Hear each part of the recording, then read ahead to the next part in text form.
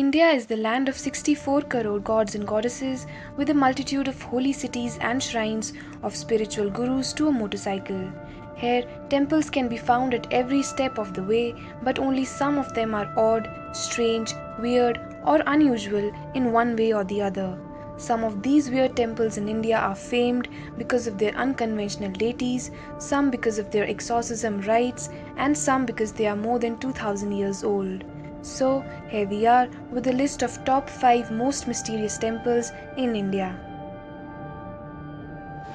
Jwalaji Temple, Himachal Pradesh. Jwalaji is a Hindu temple located in the lower Himalayan town of Jwalamukhi in Kangra district of Himachal Pradesh.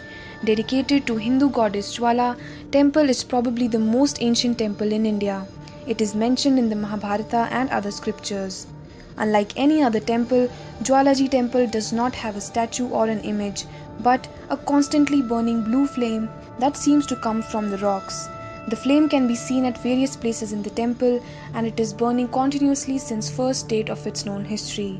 Despite many scientific researches, the reason behind these natural flames could not be found out.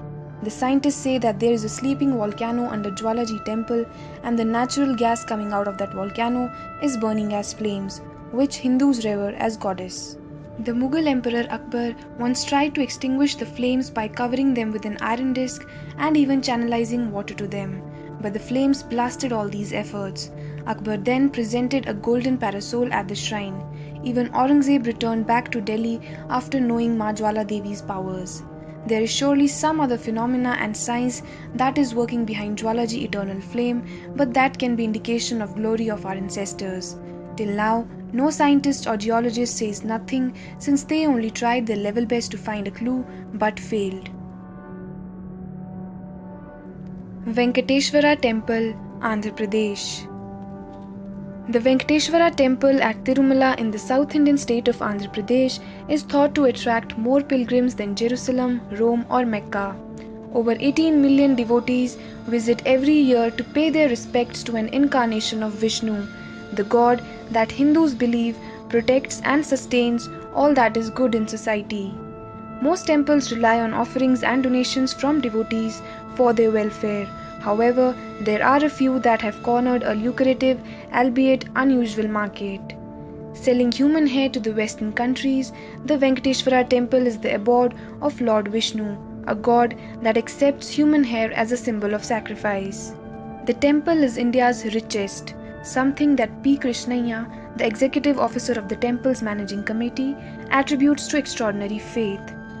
People believe that this lord represents Lord Vishnu. Normally, people feel that gods cannot be seen, but people believe here is a god that is seen. That is how people are willing to donate large sums of money, because they have that faith. The temple, actually one of the most historical temples in India, has 2 huge halls lined by barbers who are responsible for shaving the hair off more than 12,000 pilgrims every day, reaching nearly 75 tons of hair annually and earning more than $6.5 million. These are sold to Italian wig manufacturers and the Chinese, who use extracts from the hair for food preservation. Stambheshwar Mahadev, Gujarat. Can you imagine a temple could disappear and then be back to sight after a while? Yes, around 40 miles from Vadodara, there is Stambheshwar Mahadev temple. Stambheshwar Mahadev temple is one of the most unusual and prominent temple located in Kavi Kamboi village of Gujarat state. This temple is dedicated to Lord Shiva. The temple stands in the Arabian Sea. The most interesting fact about this temple is that it can be seen only during the hours of the low tide. This means the temple is submerged in the sea during the hours of high tides. Some researches show that this temple was built by Kartikeya Murugan, a king in Tamil Nadu, after he killed Tarakasura. This Lord Shiva temple was built around 150 years ago.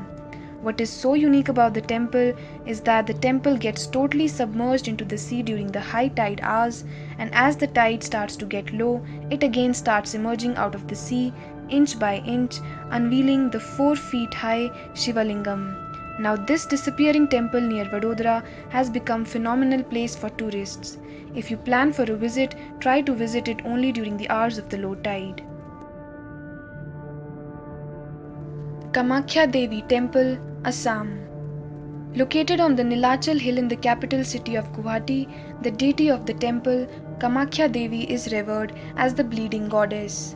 It is believed that the Garbhagriha, or the sanctum sanctorum of the temple, houses the mythical womb and vagina of the Hindu goddess Shakti.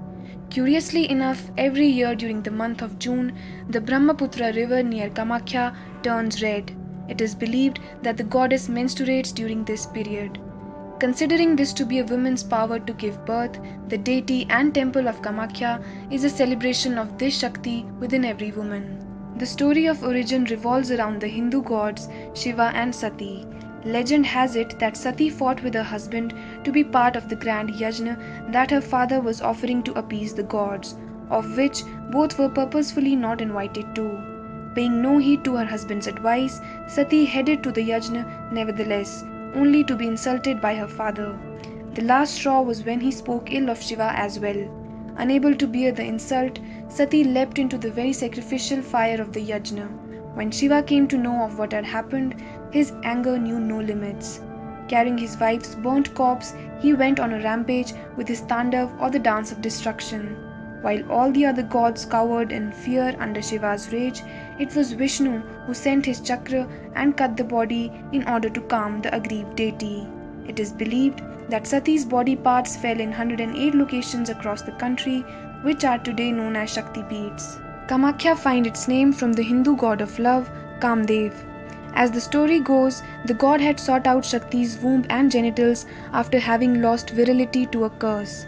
As a tribute to Shakti and her ability to lend back Kamdev his potency, the deity of Kamakhya Devi was installed and continues to be worshipped until today. In a country that continues its archaic attitude towards menstruation as unholy and gruesome, it is important for each one of us to know the progressive approach that the Kamakhya temple displays of celebrating womanhood. While there is no image of Shakti in the temple complex, it is Yoni, or the female genitalia of the goddess, located in the corner of the cave in the temple, that is the object of reverence. Mehendipur Balaji Temple, Rajasthan. Mehendipur Balaji Temple is a Hindu temple located in Dausa district of Rajasthan. The temple is believed to relieve one from evil spirits and all other negativities like black magic. Dedicated to Lord Hanuman, the temple is visited by a large number of devotees to free their loved ones of evil forces, and the temple is said to have strong powers. Apart from Lord Hanuman, Bhairav and Pretraj are also worshipped here. Negative spirits are believed to create a chill in the air, and you can experience this the moment you enter the temple premises. The air gets heavy and cold even when it's scorching summer. The prasad offered here to the devotees is some black colored balls that are to be thrown in a ceremonial fire inside the temple. The temple is divided into 4 chambers. The first 2 chambers are dedicated to Lord Hanuman and Lord Bhairav.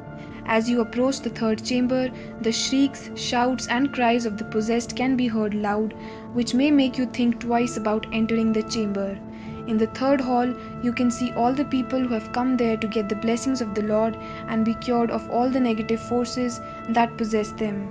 Even an atheist may doubt his beliefs at the sight of people here who can be seen pouring boiling water on their bodies, feeling no pain, harming themselves by hitting their heads on the walls and pillars. All that are believed to be the deeds of the spirit that has possessed them.